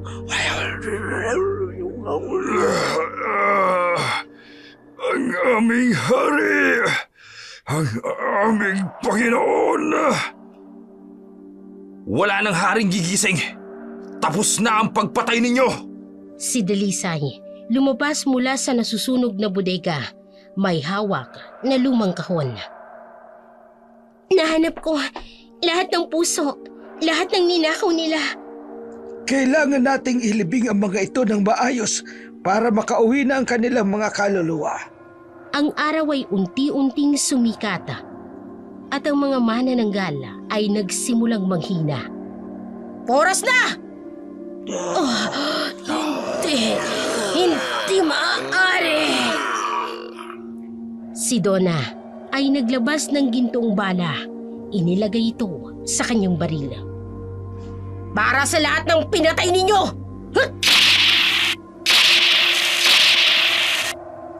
3 putok ng baril ang tumagos sa dilim. Ang mga sigaw ni Sanya at Gomer ay unti-unting nawala. hanggang sa sila'y naging abo at tinangay ng hangin. Tapos na! Tapos na ang bangungot! Sa malayong sementeryo, inilibing nila mga pusong nabawi. Bawat isa ay may sariling dasal at kandila. Makakauwi na sila ngayon. At tayo rin. Makakauwi na tayo. Mula sa nasusunog na bodega, unti-unti itong nawala. Dala ang huling bakas ng kasamaan na minsan ay namayani sa kanilang baryo. Ang liwanag ay muling nagwagi, pero dapat laging maging handa. Hindi lahat ng kadiliman ay mawawala magpakailanman. Sa malayo, ang tunog ng mga kampana ng simbahan ay nagbabadya ng bagong umaga, habang ang baryo ay unti-unting bumabalik sa dating payapa nitong anyo. Sa isang tahimik na umaga, ang mga residente ng baryo ay nagtipon sa plaza para magpaalam kay Donna. Ang dating takot sa kanilang mga mata ay napalitan ng kapayapaan, bagamat may bakas pa rin ang pag-aalala sa nakaraang bangungot. Sa plaza ng baryo, si Donna ay nakatayo sa harap ng mga tao. Ang kanyang itim na coat ay sinabayan ng hangin ng umaga. Ang aking tungkulin dito ay tapos na. Pero ang sa inyo, magpapatuloy. Paano kung may bumalik? Kinuha ni Donna ang isang lumang kahon mula sa kanyang bag. Sa loob nito ay may isang antigong agimat na gawa sa ginto at pilak. Ito ang pamana ng mga taga-kita. Magbibigay proteksyon ito sa inyo at sa buong baryo. Mainit. Parang may buhay. Ang agimat na yan ay gawa sa unang liwanag ng araw at huling silahis ng buwan. Hanggat nasa inyo yan, walang masamang nilalang na makakapasok dito. Lumapit si Ben na may dalang basket ng prutas. Para sa inyong paglalakbay. Salamat. Pero tandaan ninyo, hindi lahat ng kasamaan nawawala. Kailangan ninyong manatiling matatag. Babalik ka pa ba? Kapag kailangan. Pero ngayon, kaya na ninyo. Si Donna ay sumakay sa kanyang sasakyan. Bago siya umalis, lumingon siya kay Cardo at Dalisay. Ang tunay na lakas ay nasa pagkakaisa at sa inyong mga puso.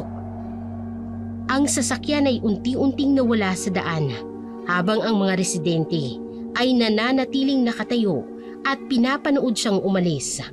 Sa gabi, si Cardo at Dalisay ay nakaupo sa labas ng kanilang bahay kubo. Ang agimat ay kumikislap sa liwanag ng buwan. Tingnan mo ang langit, Cardo. Sa itaas, isang napakaliwanag na bituin ang kumikislap, mas maningning kesa sa iba. Bagong simula. Para sa ating lahat. Ang eksena ay nagtatapos sa malawak na tanawin ng baryo. Tahimik, mapayapa at protektado. Ang bituin sa langit ay patuloy na kumikislap, isang pangako ng pag-asa at bagong bukas para sa lahat. Sa bawat dilim, may liwanag na darating. Sa bawat takot, may tapang natitindig. At sa bawat kwento, may bagong simula.